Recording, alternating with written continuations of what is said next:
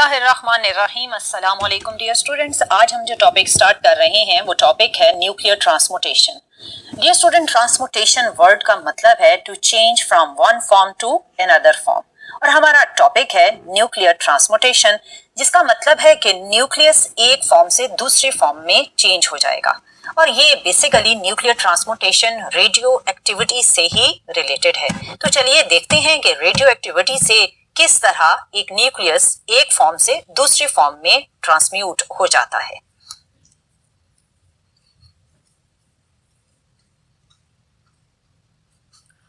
Dear student, आपने previous lecture में ये पढ़ा था कि रेडियो एक्टिविटी को जब 1896 में बेकरेल ने ऑब्जर्व किया तो उसने ये बताया कि रेडियो एक्टिविटी एक स्पॉन्टेनियस प्रोसेस है।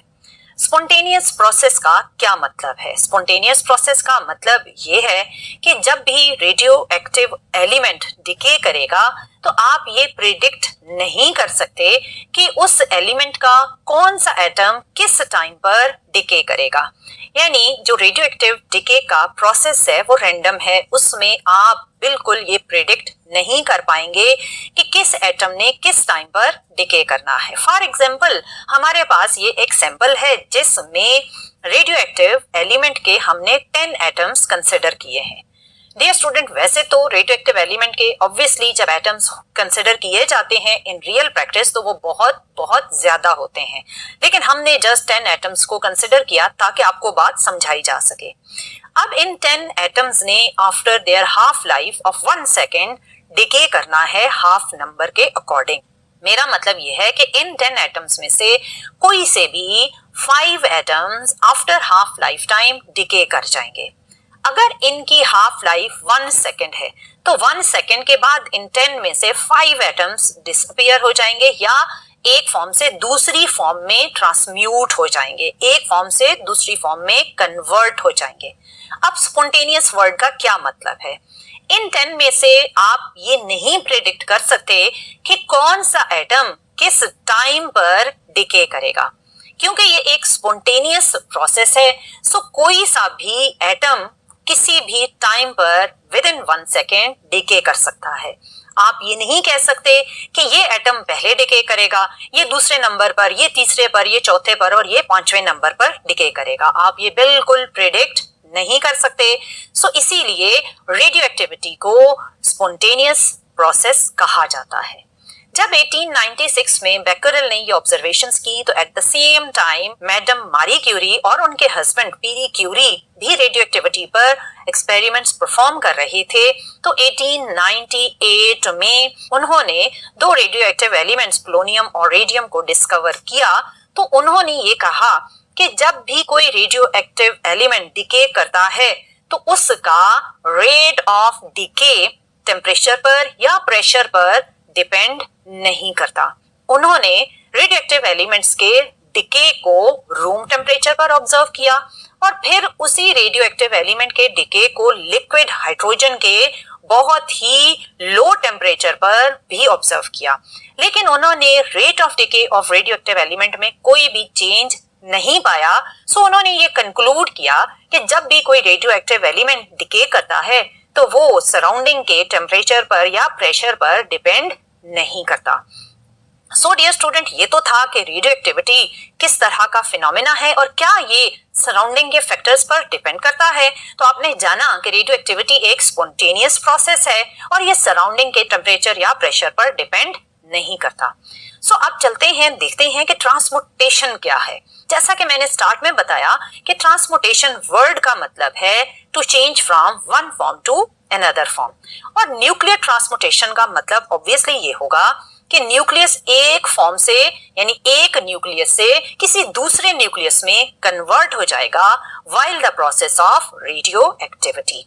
डियर स्टूडेंट, न्यूक्लियर ट्रांसमुटेशन 2 तरह की होती है। एक कहलाती है नेचुरल ट्रांसमुटेशन और दूसरी कहलाती है आर्टिफिशियल ट्रांसमुटेशन। आर्टिफिशियल न्यूक्लियर ट्रांसमुटेशन को रदरफोर्ड ने 1919 में ऑब्जर्व किया।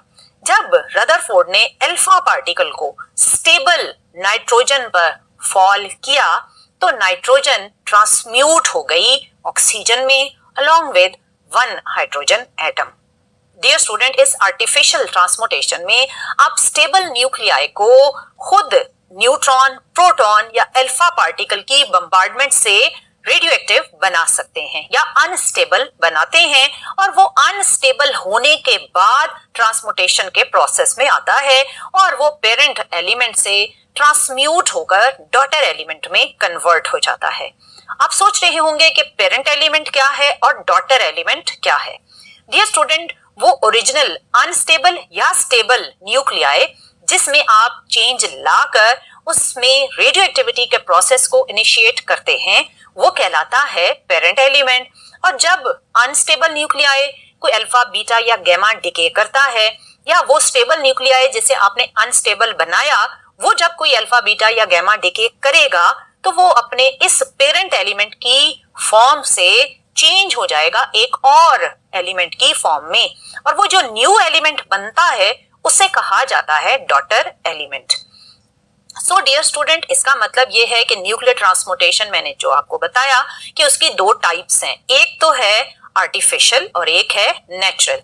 आर्टिफिशियल से रिलेटेड मैंने आपको रदरफोर्ड की कहानी बताई, और नेचुरल ट्रांसपोर्टेशन ऑब्वियसली उन एलिमेंट से रिलेटेड है जिनके न्यूक्लियाई नेचुरली ही अनस्टेबल होते हैं, क्योंकि उनमें नंबर ऑफ न्यूक्लियॉन इतना ज्यादा हो जाता है कि उनकी बाइंडिंग एनर्जी पर न्यूक्लियॉन कम हो जाती है।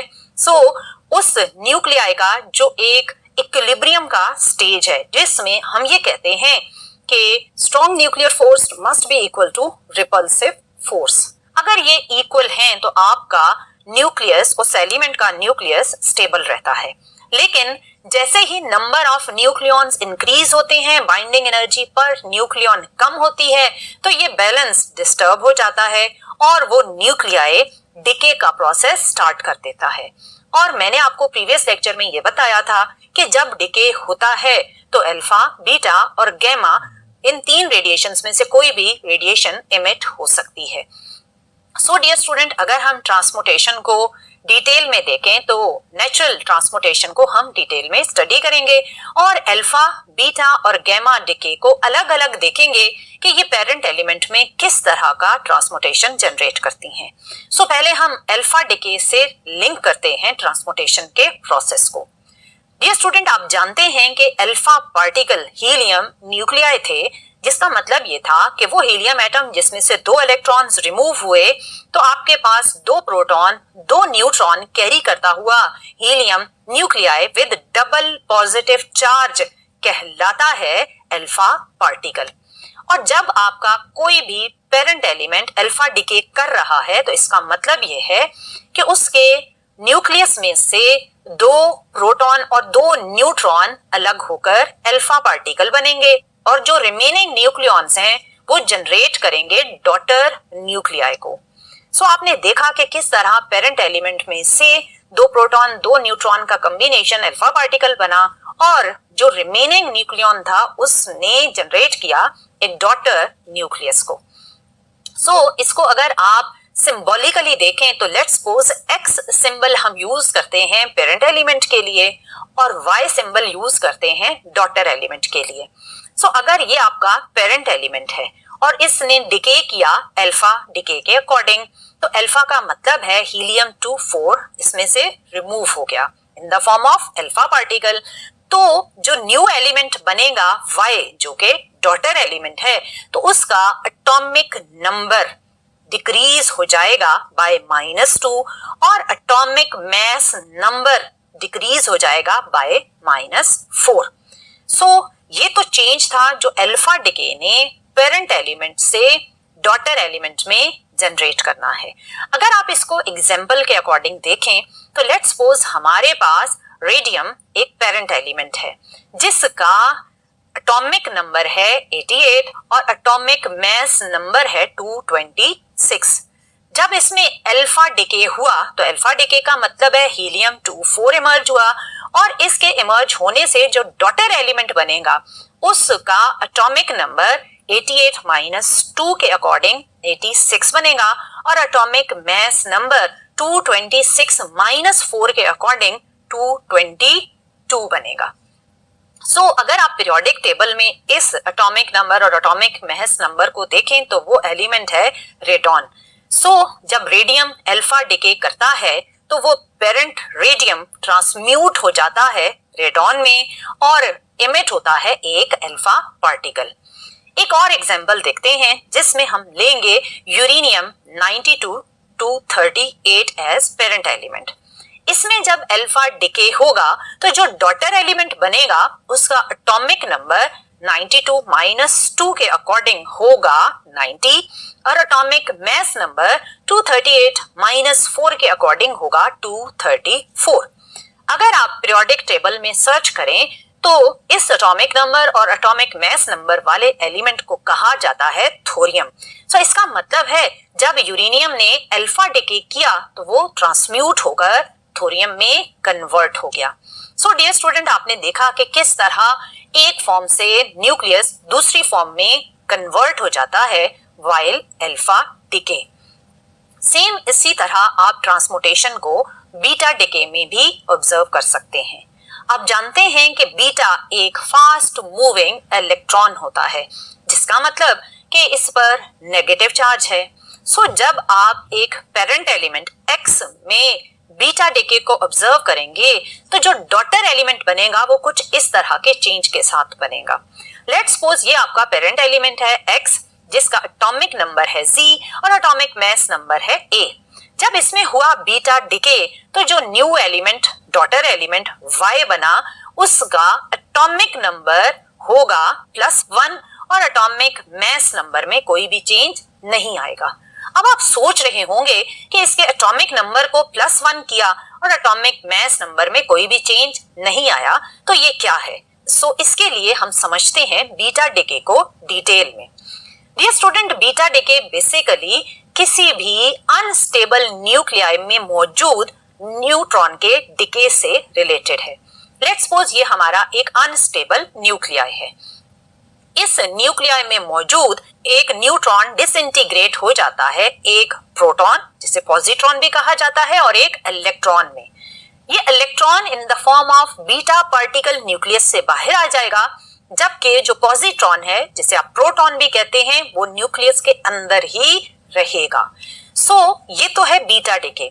अब आपने ये नोटिस किया कि जब बीटा डिके हुआ तो एक पेरेंट न्यूक्लियाई का एक न्यूट्रॉन कम हुआ लेकिन एक प्रोटॉन बन भी तो गया। इसका मतलब है कि अगर मैं एटॉमिक मास नंबर को स्टडी करूं तो एटॉमिक नंबर इक्वल होता है n + z। n stands for number of neutron and z stands for number of proton। जब बीटा डिके हुआ तो इस पेरेंट एलिमेंट के न्यूक्लियस में n हो गया n-1 यानी एक न्यूट्रॉन गायब हो गया।